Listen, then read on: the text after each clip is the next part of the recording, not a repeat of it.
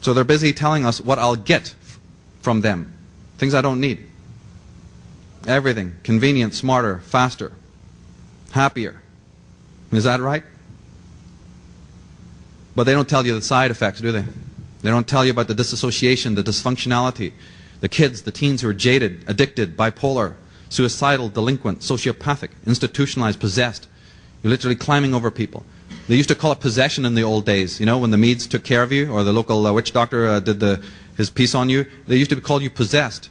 Well, we are still possessed today. Actually, if you ask any churchmen, they'll tell you that the rate of possession has gone up since the advent of the television. Oh, yeah.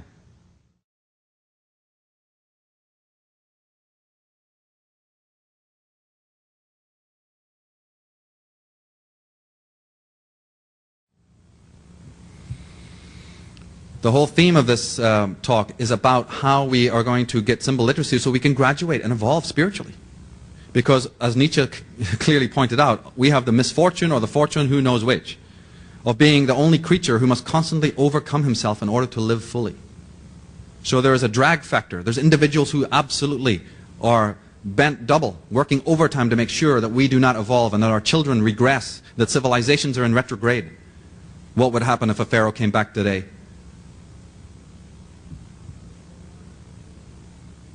And some of the techniques that they use in this psychic dictatorship are words, symbols, colors, rhythms, light, movement, mudras, which means hand positions, gestures, which have been used for aeons as means of spiritualization, used by cults, infused with mysticism, are now being used on us for quite an opposite agenda. To drag us down into the pits of our own miasma, our own hells. As Carl Jung said, consciousness is a recent acquisition of nature. It is still in an experimental state, so to speak. It is frail, menaced by specific dangers, and easily injured. As anthropologists have noted, one of the most common mental derangements that occur among primitive people is what they call the loss of a soul. Take this comment that he's talking about and transpose it to our societies today. That is exactly what is happening. The loss of soul. How is this technique done? What is going on? How are they doing this to us? You've heard the story of the zombie, right, in Haiti? Well, the zombie was a person just like you or I, and they slipped something into his drink. And that is the resin, or the potion, or the liquid, or whatever you want to call it, the solution from the datura plant. Now, if you drink that, you become kind of zombified, but the next day you kind of be back to normal. So every day, you see, the witch doctor had to continually administer the datura plant poison, otherwise it wouldn't work. Well, we have the same thing today. Only it's called TV. It's called the media. Every day, the steady diet of predigested mumbo-jumbo. And it really reminded me of this wonderful movie called The Devil Rides Out, in which the satanic characters, and he's busy hypnotizing somebody. He says that your will is leaving you, slipping away, and you are beneath my influence.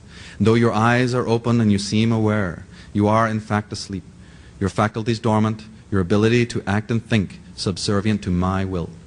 That is the agenda. The consequence on the grassroots level is that we are running around shopping malls, busy spending and buying and being busy with all of that. 6 hours a week, the average person spends shopping, as opposed to 40 minutes a week with their children. And then we wonder why we got problems.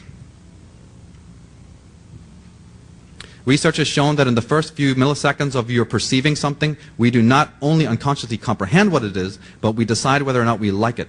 The cognitive unconscious presents our awareness with not just the identity of what we see, but an opinion about it. Our emotions have a mind of their own, one which can hold views quite independently of your rational mind. And the demographics have changed since even the 50s of how much change there's been by the advent of the media. The word consumer actually comes from consumption, and it didn't mean anything good. It actually meant to pillage, to desecrate, destroy. And if you know, consumption was the term that was used when you had tuberculosis, when you couldn't breathe, when you had no life force. The consumer.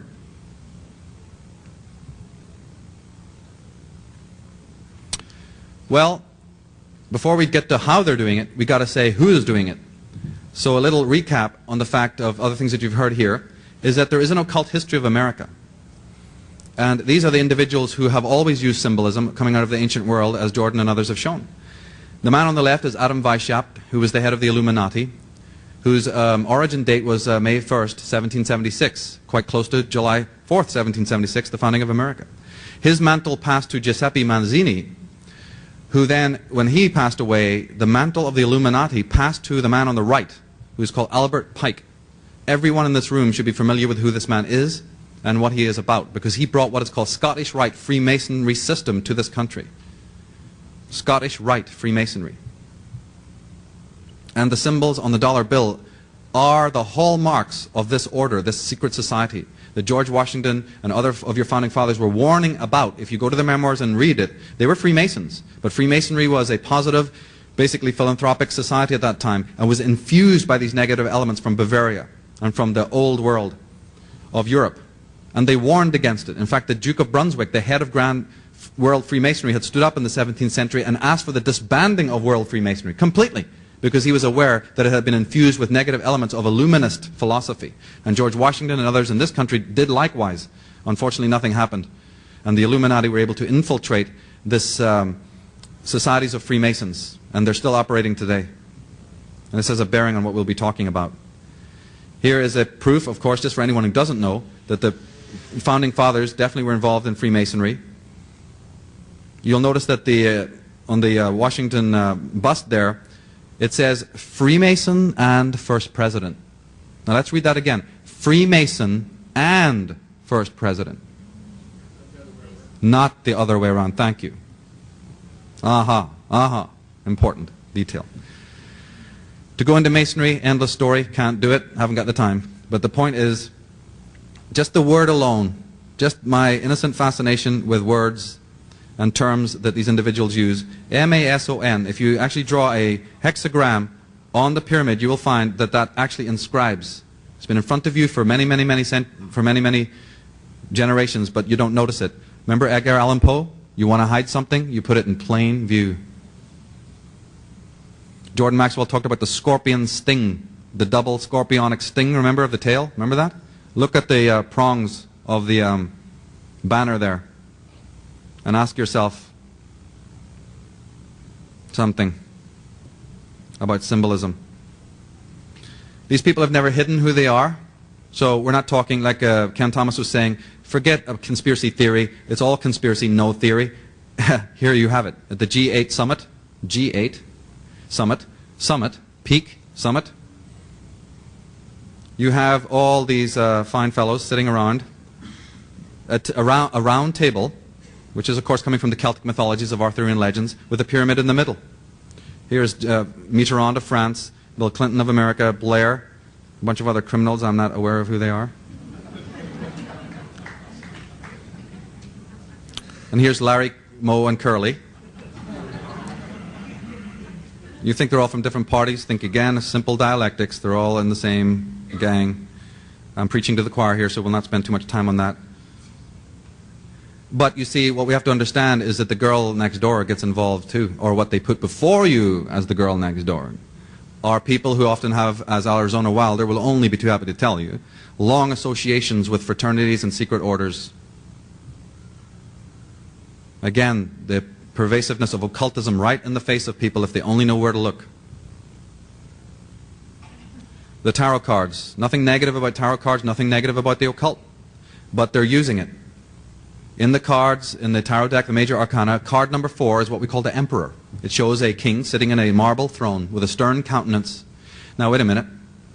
If you go to Washington, D.C. and look at the Lincoln Memorial, what do you see there? Most statues of presidents are standing, aren't they? Or they're a bust. Isn't there something peculiar about that symbol? Where do you think they got it? It came from the tarot. It has occult origins. The very symbol of the Lincoln Memorial of the great president sitting in the chair with that type of countenance has an origin in the occult. One of the symbols that should be well known, pretty generically known, is the famous handshake of the craft members.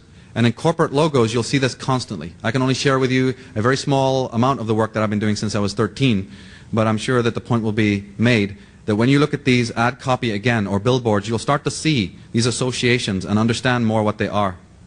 Oh, I'm sorry. I didn't know how that one got in.